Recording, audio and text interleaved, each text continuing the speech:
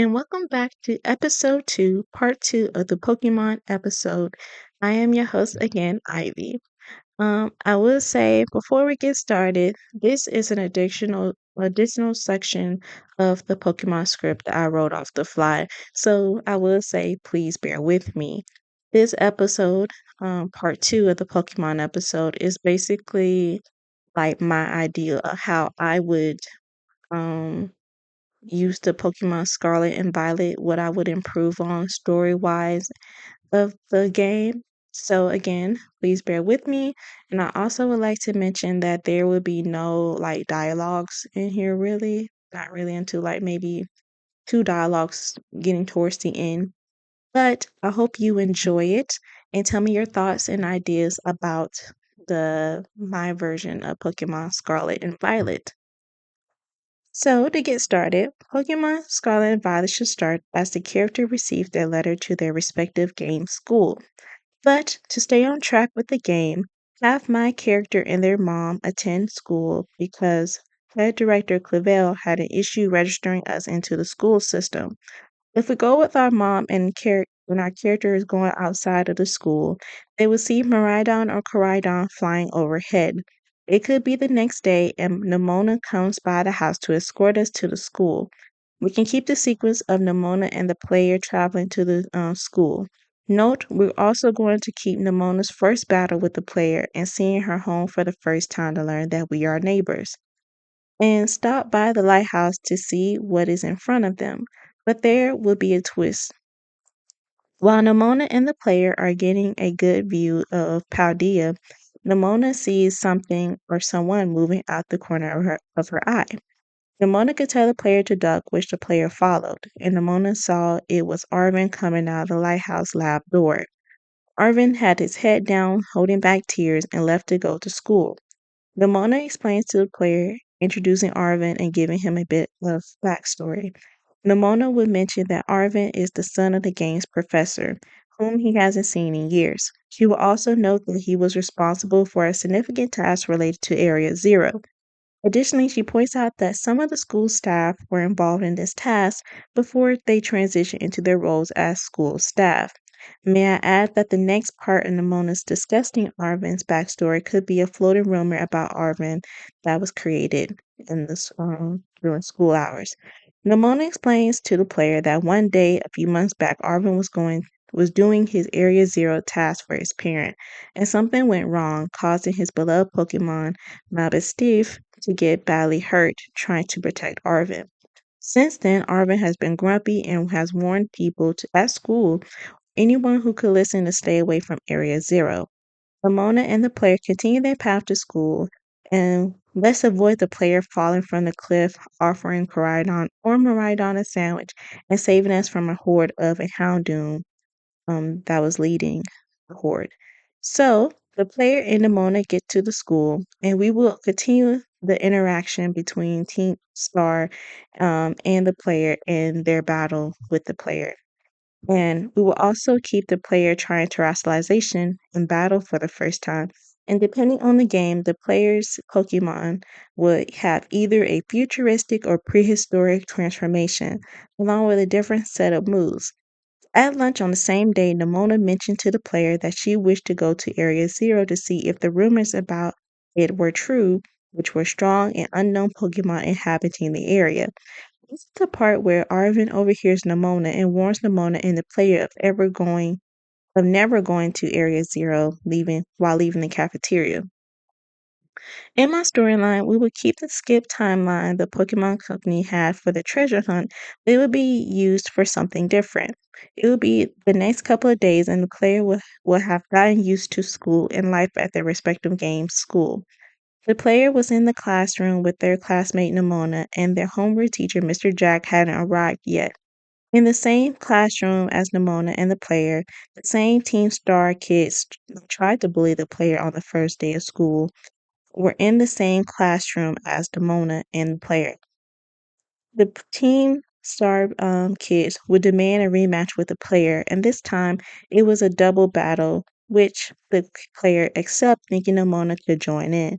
But the Team Star kids changed it to only the player who can battle the both of them. The player would decline until their Pokemon popped out of their Pokeball and determined that they could take on Team Star alone. Player and the Team Star kids started their battle in the classroom with other students surrounding them. And the player and the Team Star kids were getting the upper hand in the battle until Mr. Jack came and interrupted the fight. Long story short, the player and the Team Star kids got detention and had to clean up this mess that they made after school. Well, after school, the player was the only one who showed up for detention, which Mr. Jack made as he was mad as he went to find the two Team Star kids to join the cleaning session.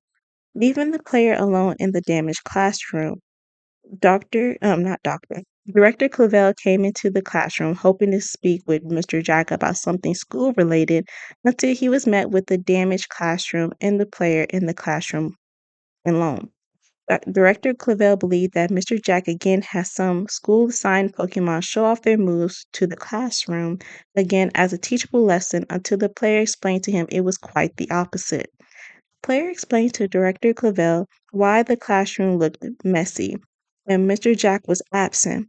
Director Clavel explained to the player that Team Star and about Team Star and how it was formed off of bullied school kids during their school year.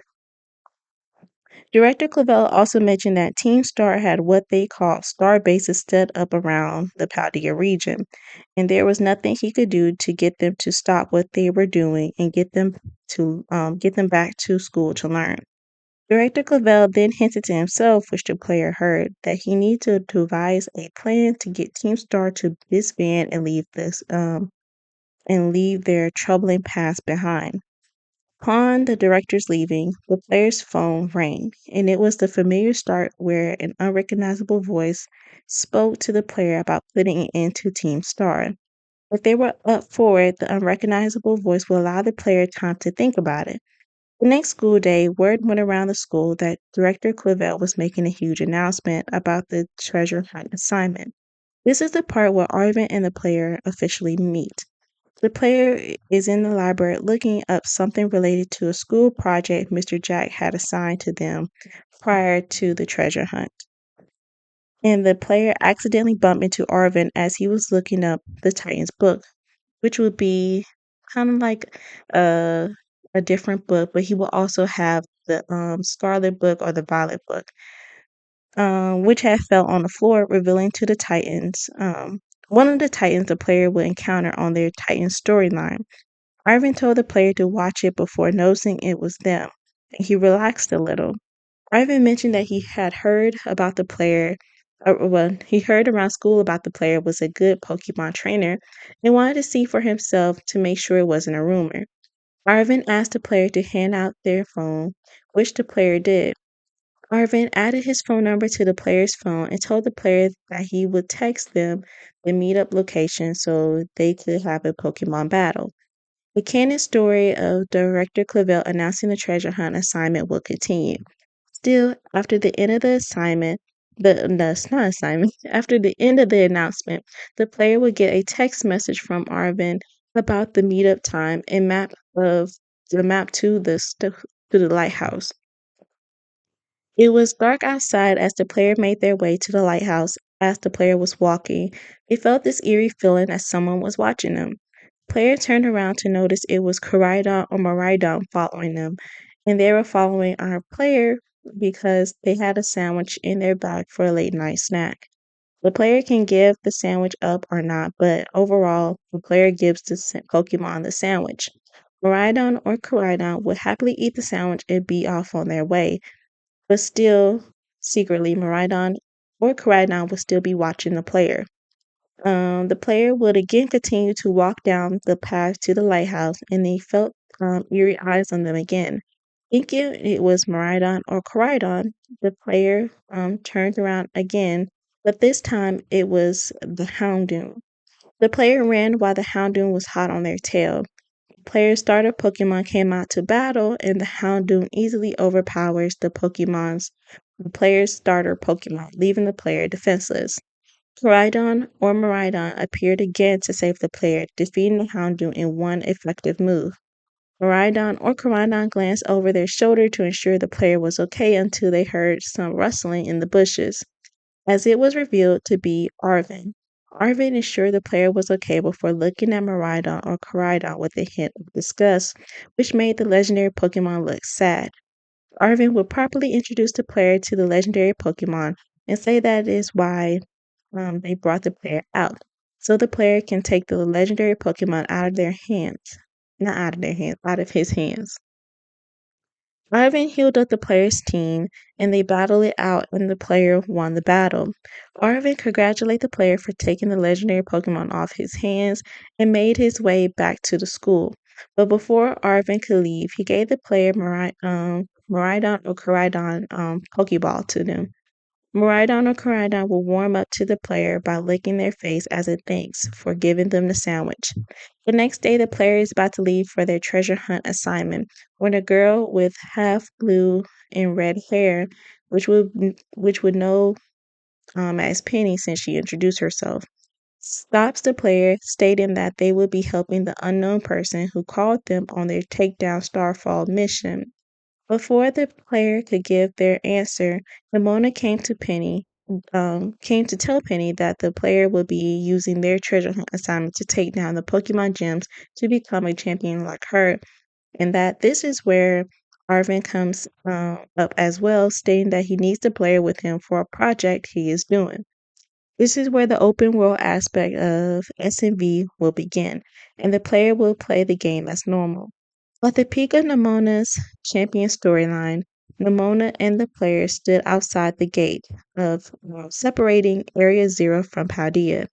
Nemona expresses how she wishes to enter the entrance of Area Zero, but again, Arvin stands behind the player and Nemona with a stern look on his face and his arms crossed. Arvin tells Nemona that nothing good could come from or out of Area Zero, and that it was best for them to leave. At the peak of Arvin's Titan story, he shares a heartfelt moment with the player, asks why he has been searching for these Titans to help heal his Mastiff. He then inquires whether the player desires to visit Area Zero and witness firsthand what happens in that restricted area. Player can say yes or no, which will influence Arvin's response. If the player agrees to go, Arvin may feel a bit upset because the player has disregarded his warnings about the area. However, he also understands that the allure of mystery can compel someone to explore and change their perspective. If the player declines, Arvin will feel closer to the player because he believes you understand his situation and take his warning seriously, unlike others yet warned in the past. Again, at the peak of Nemona's Starfall, not Nemona, Penny's Starfall storyline, Penny will meet with the player outside of giving them league points, items, and other things to the player, and ask the player what they believe is locked up in Area Zero. The player could give them the answer to the rumors that they heard around school about their area until Penny says what she has found in a secret server that's connected to the school. Remember, some of the staff worked on the Area Zero project with the professor of the game you purchased. Penny began noting the things she read about Area Zero and what they had on the notes, which were hard since they are heavily protected, and it was hard to read because some of the notes were very old, like they were scanned into the system itself, or scanned into the computer. But it would be different at the end of the game, so hold on tight as I reveal the ending. We would keep the cinematic scene where Penny, Nemona, the player, and Arvin arrive in Area Zero with Coridon or Maridon. The tiny group sees a vast array of futuristic or prehistoric Pokemon on the way to the four little buildings Arvin's parents mentioned in their communications. As the tiny group goes to the building and deactivates the gates that Arvin parent is trapped in, Coridon or Maridon gets fearful as they complete the deactivation process. I forgot to mention that the inside of the buildings was trashed as if someone or something had destroyed it. Within this time, Penny deactivated the main gates of Area Zero. Nimona, Arvin, and the player took turns finding notes from Arvin's parents or another researcher on the way of what they were doing. Um, on what they were doing in Area Zero, but couldn't make out the words since the text was smudged or faded because of how old the paper was. The last note was from Arvin's parent, which Arvin picked up, and the only thing he could make out throughout the smudged ink was Arvin, I'm sorry. The text on the page continued, but Arvin couldn't make it out.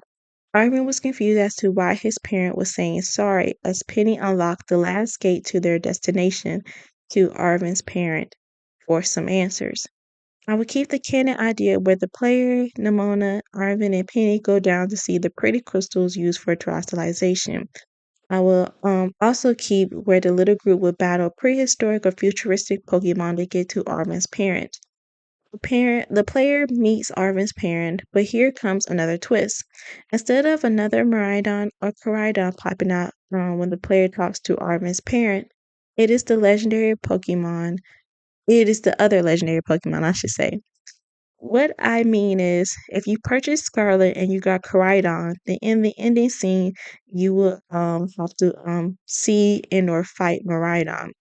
If you purchase Violet and got Miraidon, you will be battling / seeing Koraidon. Back to the story. Your purchased legendary Pokemon will cower behind the player to shield them from the other legendary Pokemon of the future or of the past. And Arvin's parent will return the Pokemon back to their Pokeball.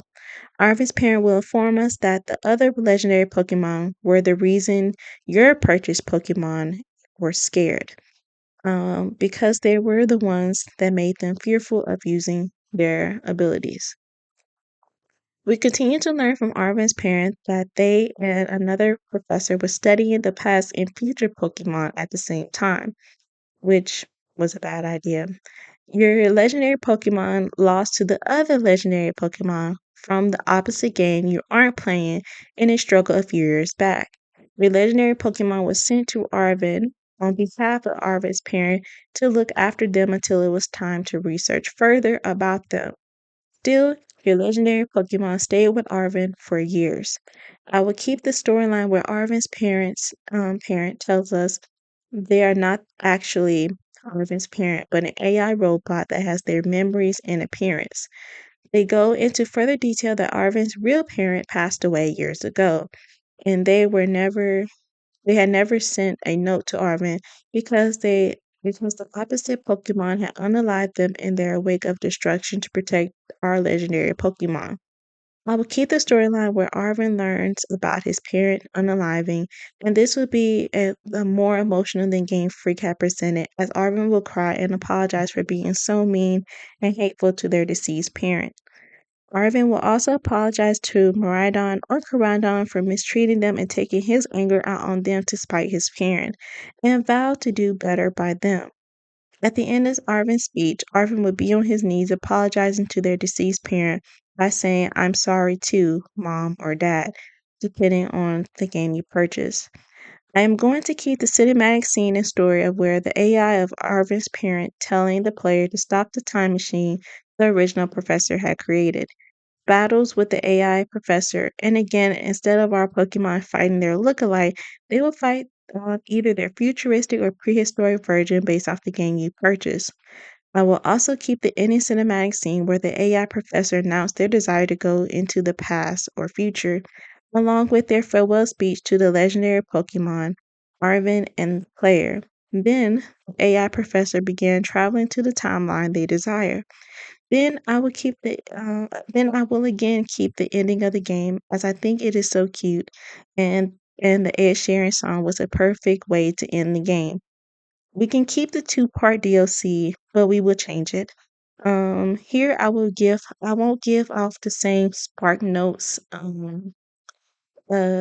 description of the DLC, but a short little synopsis of it.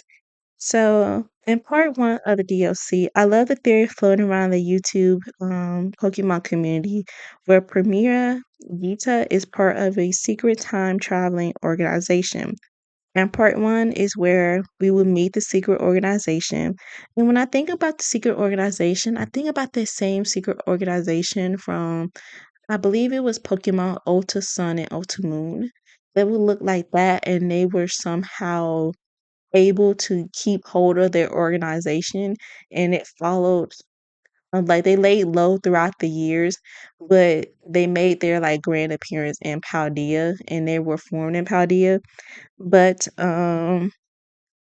and by the end of the DLC, we learned that Gita was the head of the organization that brought back the AI robot of Arvin's parent from the past or future to get the remaining memories from the original professor.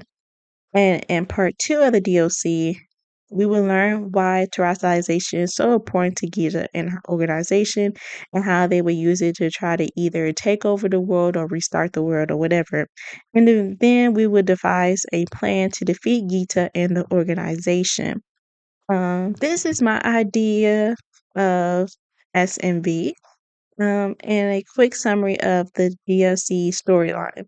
Please let me know your thoughts on how you feel in my version of the game in the comments below. And I see you in episode 3 of the podcast. Sincerely yours.